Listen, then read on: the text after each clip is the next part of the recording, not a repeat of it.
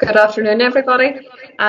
First of all, I'd like to show our green infrastructure video, and it just really gives an understanding of the types of projects at a local authority level that we've been working on in recent years and what we were working on the next few years. So just to give you a bit of a flavour and background for some people who are maybe not familiar with the terminology. So could we start the video, please?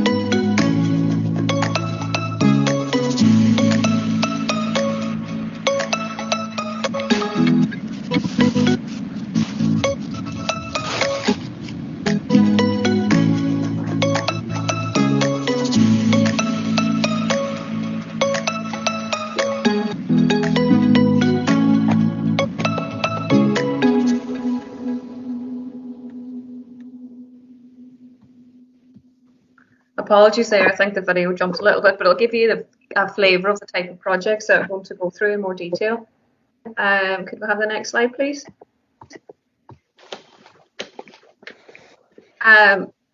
So as outlined earlier, I am Derry City and Strabane District Council's lead officer for a green infrastructure plan.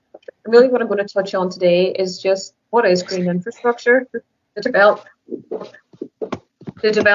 of the green infrastructure approach in Northern Ireland, and the development of the Derry and Strabane Green Infrastructure Plan. The next slide, please.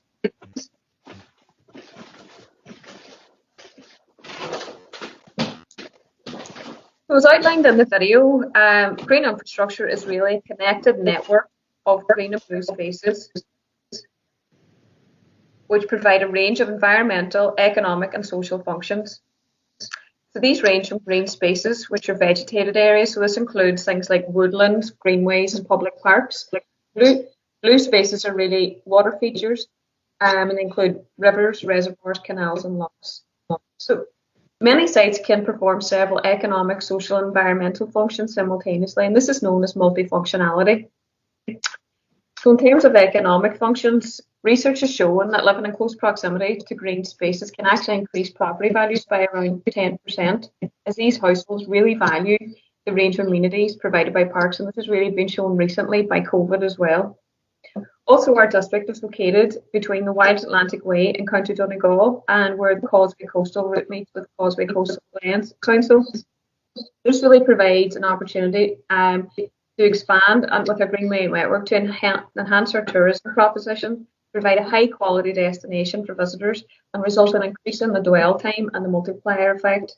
In terms of social functions, our green spaces provide opportunities for sport, recreation and leisure to improve our health and well-being, which will be outlined later. And under environmental functions, these include measures to increase the greenway network and connectivity at a landscape scale between green spaces for people and wildlife. So what we've done as a local authority, we own 242 green and blue spaces. We've digitised these onto geographical information systems, GIS, and assessed them against these 10 functions. And what we're trying to do is to aim to maximise the number of functions that most of our sites perform by rethinking these spaces to make the best use of our assets, to improve sustainable service delivery, but also provide the best residents in our district. Can I have the next slide, please? The Northern Ireland councils are actually very different to local authorities in Great Britain and the Republic of Ireland, and this is really due to historic reasons. So many of the functions that would have been conducted by councils in Great Britain and the Republic of Ireland are actually delivered here by central government or Stormont. And with the review of public administration in 2015, this resulted in 26 councils being reduced down to 11, but we also got the opportunity to get duties to include planning and community planning that we were previously not responsible for. So this really provided an opportunity in Northern Ireland to develop a green infrastructure approach. To date, Belfast City Council and ourselves are the only 2 out of the 11 that have developed a green infrastructure plan to date. So hopefully the others will see the merits and will follow something similar. What we did in 2017 is we developed a green infrastructure stakeholder group, which comprised members of public, private and community sectors, to develop a green infrastructure framework, which is really a roadmap for the creation of a green infrastructure plan. Then we developed the green infrastructure plan and we developed our associated action plan, which has got 184 actions to be delivered over the short, medium and long term to 2032. Could I have the next slide, please? So Derry City and Strabane District Council developed the first green infrastructure plan in Northern Ireland with associated detailed action plan. This has been developed in conjunction with community plan partners. So it incorporates central government departments that would traditionally deliver local authority functions in Great Britain and the Republic of Ireland. So things that they would normally do is deliver education, roads, housing and health. So local authorities here don't do that. So it's important that we work together so that we can deliver it with our partners. So our plan is linked to the 12 out of the indicators and 18 out of the 42 Northern Ireland Programme for Government outcomes. And the plan was developed purposely in tandem with our district's first local development plan, part of our new duties. And this was really an evidence base for a local development plan, and it helped updating our planning policies.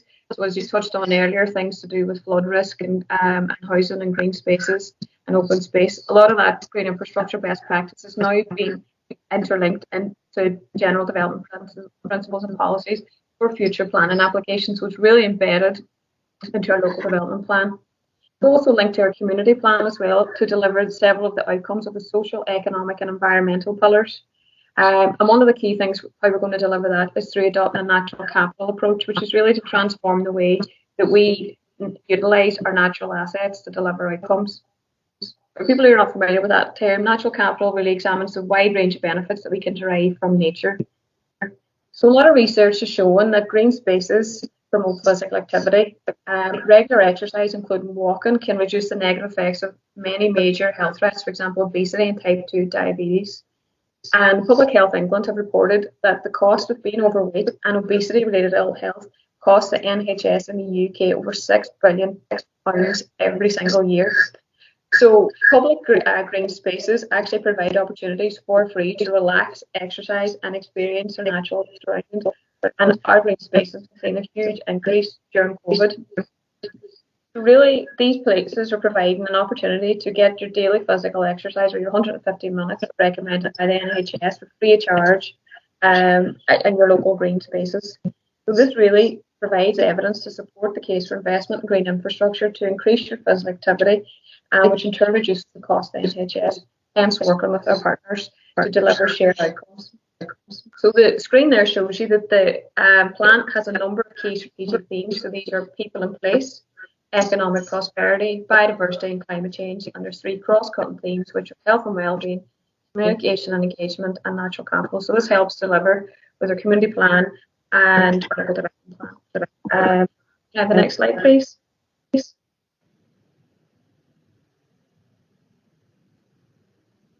That's great, thank you.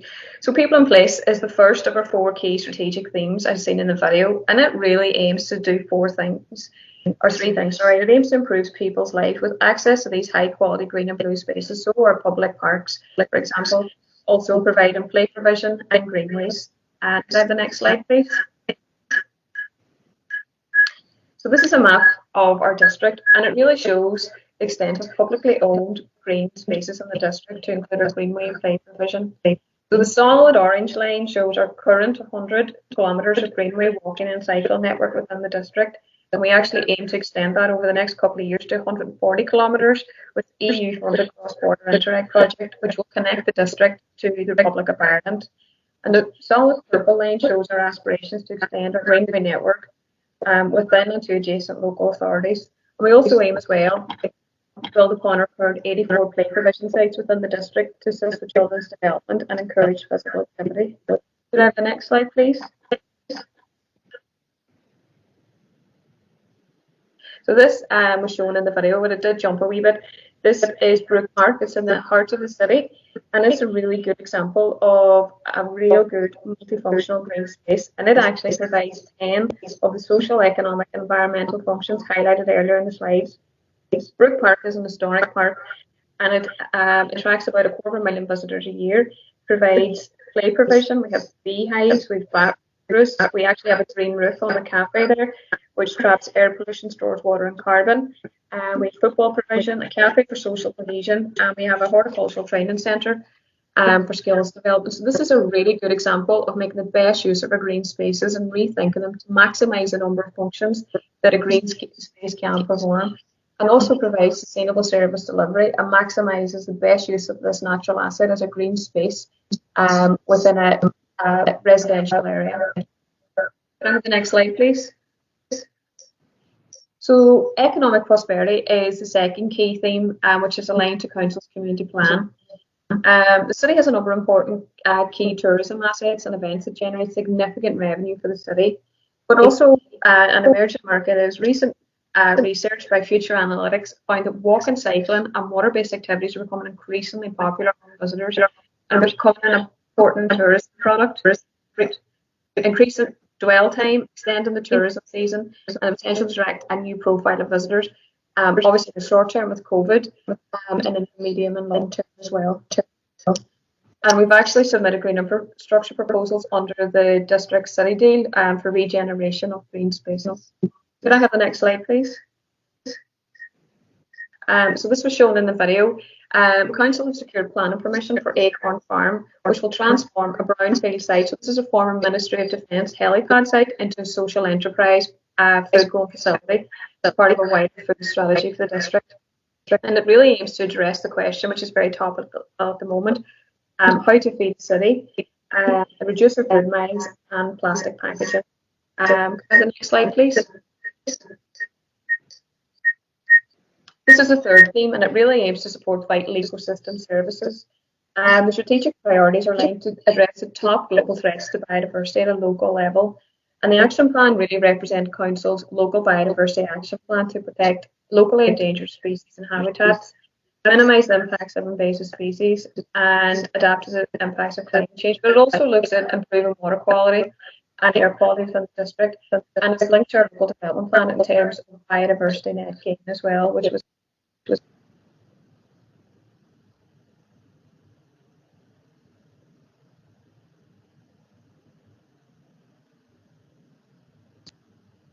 next slide, please. So natural capital describes components of the natural environment, including green spaces, that provides economic benefits for people. Natural assets provide a range of ecosystem services that can be valued, and this was shown in the video. So these benefits include things like clean air and water, improved physical health and well-being, carbon storage, temperature and flood risk regulation. And a natural capital accounting approach is really looking at estimating these economic benefits provided by green spaces, particularly for public health and well-being. We've actually developed a natural capital account of our own 800-hectare estate. This was done by Vivid Economics in co-production with ourselves and our green infrastructure stakeholders, and it was kindly funded by the Carnegie Trust. And so what that's done is it's looked at all of our 242 sites, and from that study we found that we actually have 5 million visits every single year to these spaces. And Vivid Economics calculated that this provides £75 million a year in benefits to our residents in terms of 49 million in mental health benefits and 26 million in physical health benefits. This equates to about £1 billion worth of benefits to our residents in the lifetime of our green infrastructure plan. And really what it does, it looks at helping us in terms of our management and maintenance and investment of these green spaces. And for every point that we spend on this in terms of maintenance and capital investment, it provides a return of 22 point benefits for our residents. So this really helps council to deliver on its community plan objectives under its health and environmental pillars. Can I have the next slide, please? So this is Culmore landfill site, and this is where all our black bin waste went from the 1970s until 2007 when it was closed. And we have transformed it into a country park, which provides formal and informal recreational opportunities for health and wellbeing, which is valued currently at around 1.2 million.